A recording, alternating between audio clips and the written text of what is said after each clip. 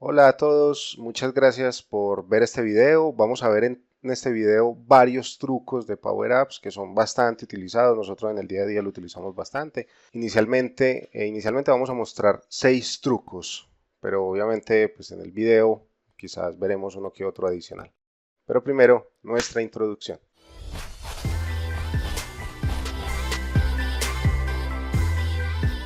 Iniciaremos entonces con el primer truco y es cómo colocar botones de navegación, pero correctamente. He visto en aplicativos que utilizan solamente el botón para navegar hacia ciertas páginas, pero hoy les quería mostrar cómo hacer cosas adicionales con estos botones de navegación.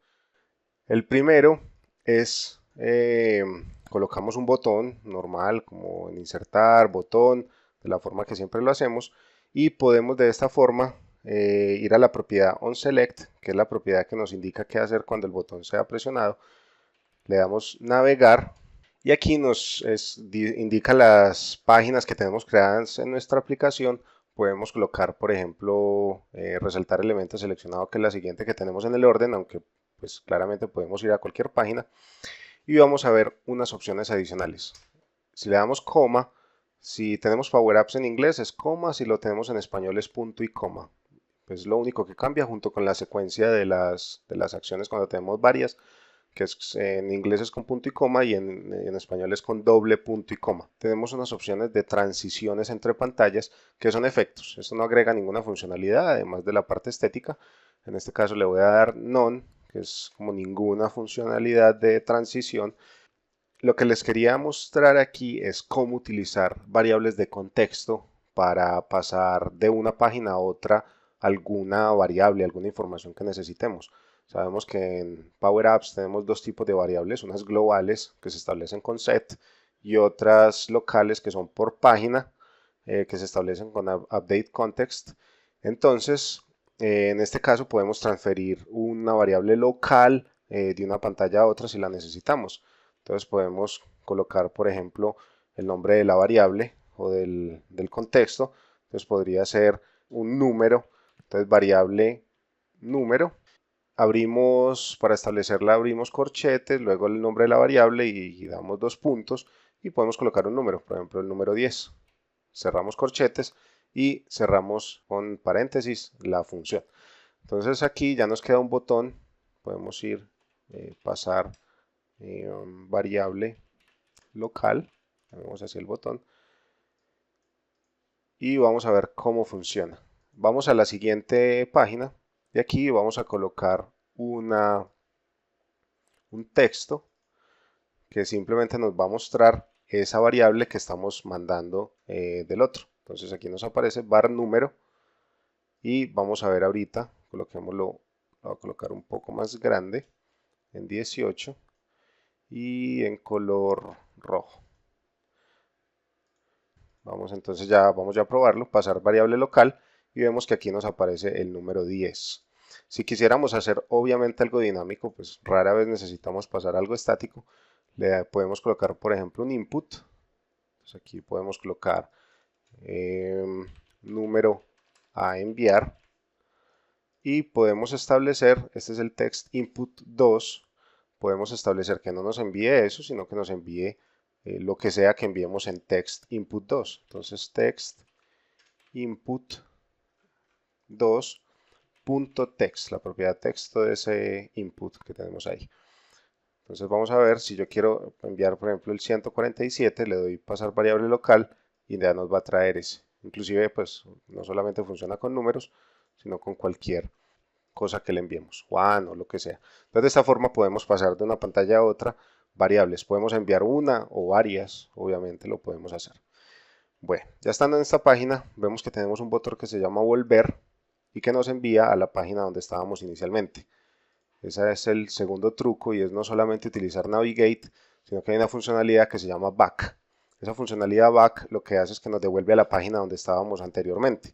¿Qué diferencia hay? Pues supongamos que podríamos aquí tranquilamente decirle Navigate a la página de bienvenida y funcionaría igual para este caso. Pero a veces tenemos que devolvernos no a la página inicial, sino donde estábamos antes. Entonces en este caso tenemos esta otra página con un botón que se llama ir a galería. Entonces volvemos a la misma página y si este botón volver tuviera navigate inicio, al darle clic nos llevaría a inicio, pero repetimos, no es lo que queremos es volver a la página anterior. Entonces si le doy volver, como tiene la función back, nos va a traer esta página. Luego vamos a ver el siguiente, 10. Tenemos una galería, en este caso pues, animales, y tiene una propiedad que se llama dirección. Por alguna razón tienen una dirección los animales.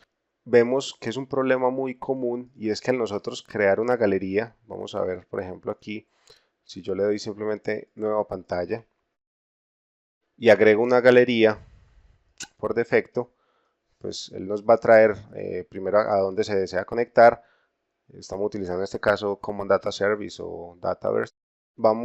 Seleccionamos terceros, que es como se llama nuestra tabla, y vemos que nos trae una galería común y corriente, pero con un problema, y es que a pesar que yo estoy seleccionando alguno de los elementos, no sabemos cuál es el que está seleccionado. Entonces podríamos colocar un formulario y en ese formulario colocarlo en modo vista, por ejemplo, y conectarlo a la misma data que son los mismos terceros, ¿sí? Y en estos terceros vamos aquí a darle ítem para que sea el ítem que nos muestre, que sea el de la galería 2, que es esta galería, punto selected, o sea, el ítem seleccionado, perro, gato, caballo, ¿sí? A medida que seleccionamos, él nos va cambiando este formulario como tal, pero no sabemos cuál de los 4 elementos es el que está seleccionado, y si tenemos una galería pues con cientos de elementos va a ser aún más complejo. Lo que podemos hacer para resaltar el elemento seleccionado, como ven aquí tampoco está resaltando, es utilizar una propiedad de la galería que se llama, podemos seleccionar toda la galería y vamos y buscamos una que se llama template fill. El template es este cuadrito pequeñito, o sea, cada uno de los elementos de la galería. Entonces el template fill es el llenado o el fondo o el color de fondo. Entonces, ¿cómo podemos hacer para que él sepa? Porque por defecto viene blanco. Entonces, para que él sepa que solamente el elemento seleccionado, todos los templates tienen una propiedad que se llama .selected o isSelected, como es seleccionado. Para mostrarles cómo funciona, voy a agregar en este template una pequeña etiqueta que nos va a indicar si es el elemento seleccionado o no. Entonces podemos decir this item.isSelected. Entonces miren que el elemento seleccionado, que es el caballo, aparece true y el resto aparece false. Y si yo voy y selecciono gato, gato se vuelve true, perro se vuelve true, loro se vuelve true a medida que los vaya seleccionando y el resto es falso. Entonces vamos a utilizar esa propiedad para hacer ese llenado. Entonces, ¿cómo se utiliza? Pues le ponemos un conditional if y le ponemos this item.isSelected, ¿sí? Separamos. Entonces, siguiente entrada a la fórmula. Entonces, ¿qué hacer si es el elemento seleccionado? Entonces, el fondo podemos colocar un color RGBA, que es seleccionando pues, los niveles de rojo, verde y azul. Pero en este caso lo va a hacer sencillo. Hay unos colores predeterminados que son claros y empiezan por light. Y está, por ejemplo, light green o light blue. Esto está azul. Vamos a seleccionar light blue. Y le decimos que si no es el elemento seleccionado, que sea simplemente blanco, white. Entonces de esa forma ya nos cambia y el elemento seleccionado tendría un fondo de otro color. Esta propiedad la podemos utilizar para cualquier otra cosa. Si no queremos que sea el fondo, sino el nombre lo que cambie de color, pues podríamos seleccionar el nombre y voy a copiar esto mismo. Entonces sería el color de este elemento. Podríamos cambiarlo igualmente, pero entonces no que sea light blue porque se perdería en el fondo, sino que sea rojo el que esté seleccionado y el resto que sea negro. Entonces el que está seleccionado cambia de color. Eso nos facilita la navegación obviamente a los usuarios. Una solicitud muy común y que utilizamos mucho sobre todo en temas de seguridad en Power Apps para esconder botones cuando un usuario no tiene autenticación o no está autorizado a ciertas cosas. Entonces lo que podemos hacer es validar si un correo electrónico que están ingresando tiene validez o existe dentro del dominio para evitar problemas. Por ejemplo, queremos hacer una una aprobación de una solicitud de una compra o de cualquier cosa y la persona que hace la validación es variable. O sea, un día puede ser fulanito, otro día peranito, pero todos tienen un correo corporativo. Entonces quisiéramos validar que el correo exista dentro de la organización. Entonces, para esto, les voy a mostrar a qué me refiero. Este es mi correo. Entonces yo digo, yo quiero saber si jsanchez@datix.com existe en el dominio. Entonces lo ingreso acá y si existe me aparece existe. Pero si ingreso un dominio, por ejemplo .co, ese dominio, ese correo no existe, me dice que no existe.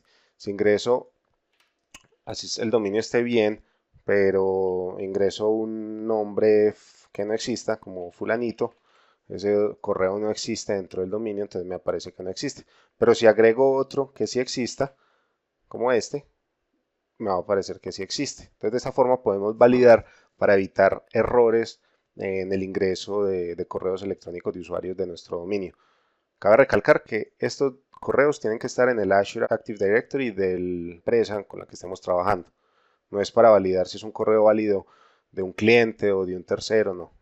Bueno, entonces, ¿cómo funciona? ¿Cómo se hace?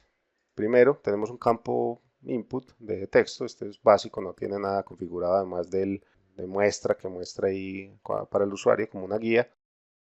Y en este campo es donde sucede todo lo importante. Entonces, es con toda esta función. Obviamente lo importante es solamente este pedacito que es la validación. Entonces vamos a ver cómo funciona. Vamos a verlo por partes. Entonces lo primero tenemos una función lookup que busca en Office 365 users.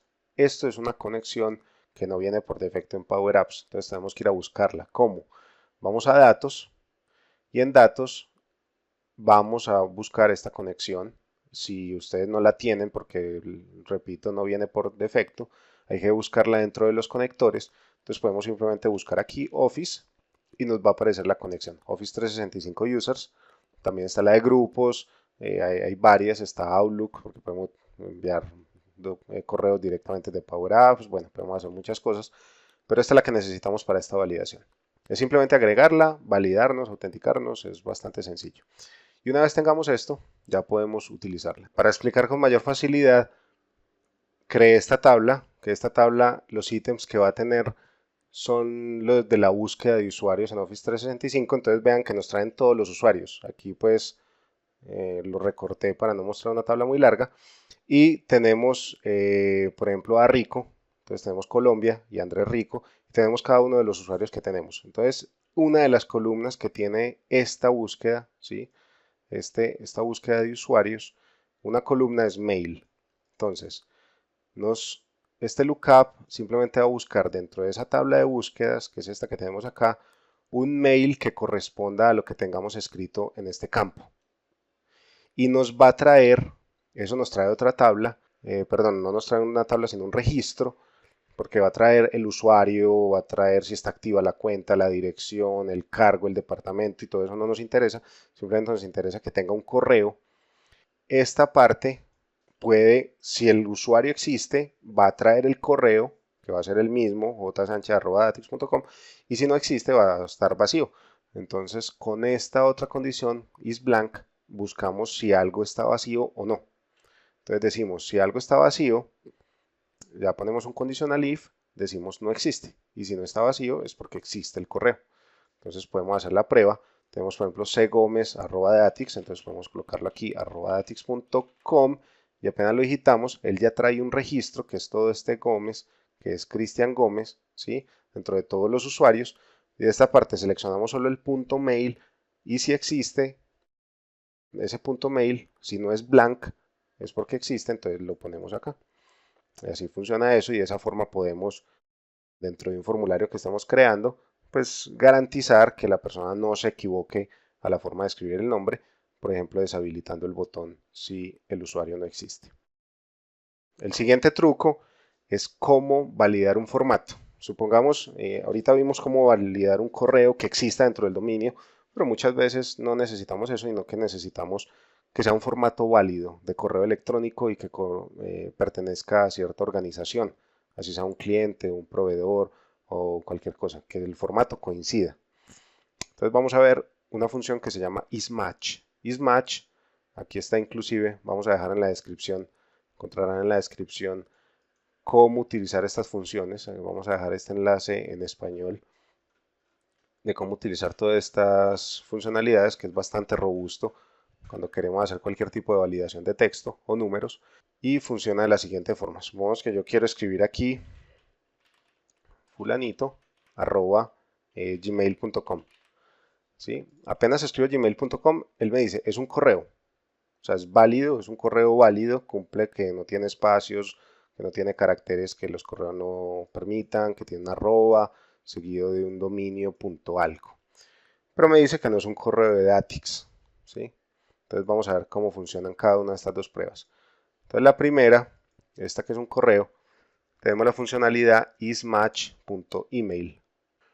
Entonces traigo una etiqueta y aquí escribo ismatch. Esto nos va a devolver un booleano, o sea, verdadero o falso. ¿Y el texto cuál es? El texto es text input 11. Bueno, yo aquí por ser una prueba no cambio los nombres, pero es importante ponerle nombres a cada uno de los elementos por facilidad en la búsqueda. Text input 11.text. Y me pregunta, ¿es match contra qué? ¿Qué es lo que quiero validar? Entonces, cuando es un correo simple, es muy sencillo. Hay uno que se llama email y listo. Él me valida si es un correo válido o no, true o falso. Entonces, si yo le quito, por ejemplo, el arroba, ya deja de ser un correo válido. Entonces me dice falso. Si le coloco, por ejemplo, arroba gmail, pero no coloco el punto com, ya me lo valida, ¿sí? Pero apenas, por ejemplo, gmail.qw, esto no existe, y él me lo valida como un correo válido. Repitamos, solamente valida que sea un formato válido. Pero si además quisiera validar que sea un correo de datix.com o de hotmail.com o de lerenting.com o de cualquier otro dominio que queramos validar explícitamente para que los usuarios no se equivoquen a la hora de escribir el dominio, lo que podemos hacer es lo siguiente. Entonces, este ismatch ya tiene otras características u otras condiciones diferentes. Vamos a copiar esto, vamos a poner aquí para mostrar cómo funciona y voy a desglosar qué significa cada uno. El punto significa cualquier dígito, ¿sí? Puede ser letras, números, puntos, guiones, guiones bajos, porque todo esto lo aceptan los correos electrónicos. Más un arroba datix.com, seguido del dominio como tal. Aquí es importante indicar que esto puede ser cualquier cosa. Supongamos, no tiene que ser un .com, sino un power365.plus, que es el dominio de nuestro servicio de Power 365, que les invito a conocer la página. Y vamos a validar cuando escribamos un dominio aquí, por ejemplo, fulanito arroba power365.plus, nos devuelve verdadero, ¿sí? Porque cumple con esta condición que es cualquier cosa arroba power365.plus. Y si le pongo arroba datix.com, ya me va a decir que también es un correo, que es un correo de Datix, y me parece falso porque recuerden, este está validando era power365.plus. Espero les haya gustado este truco y ahora vamos a ver otro que es cómo concatenar texto. ¿Cómo funciona? Yo coloco aquí un correo y le digo J. Sánchez es un correo y J. Sánchez es un correo de Datix. Entonces vean que esto es dinámico. A medida que yo voy escribiendo aquí, él va cambiando aquí automáticamente. Entonces, ¿cómo funciona esa concatenación? Es muy sencillo. Simplemente le ponemos un ampersand, que es este simbolito, la I extraña. Esto se llama ampersand. Ponemos entre comillas cuando es un texto para que quede un espacio separándolo, porque si lo quitamos, pues quedan los textos juntos. Y luego ponemos lo mismo que habíamos visto anteriormente. ¿Es un correo o no es un correo de acuerdo al condicional? Y aquí podemos colocar cualquier cosa, un guión o lo que deseemos y podemos hacer una concatenación de textos tan rápidos como queramos. Bueno, vamos a ver ahora cómo redondear fotos. Por defecto las fotos siempre aparecen cuadradas y en muchas ocasiones, bien sea por estética o por, no sé, lo que queramos, queremos que aparezcan redondas. Entonces vamos a ver cómo se hace. Lo primero, sí, Power Apps permite GIFs. Bueno, entonces vamos a ver desde cero. Simplemente voy a volver a copiar este punto GIF, que es esta imagen que tenemos acá, Homero, y embebemos una imagen.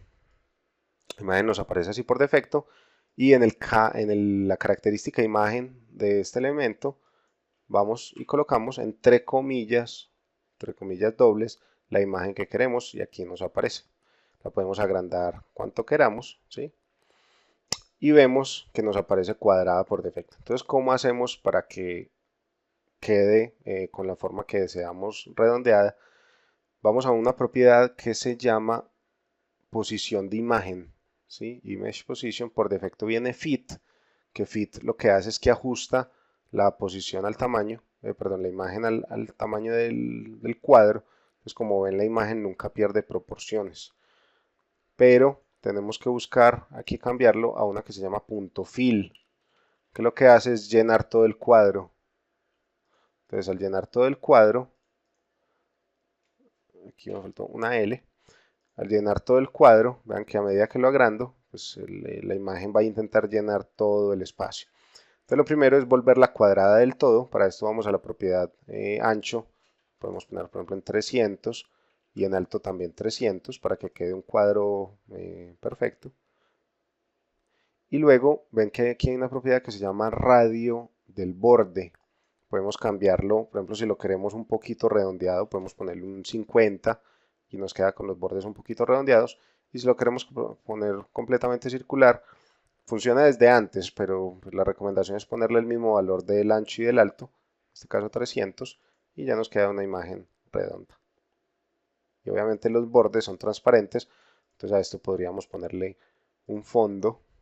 Si quisiéramos, por ejemplo, podemos poner aquí otro círculo y hacer aquí, ponerle un tamaño de 320 y 320, 320.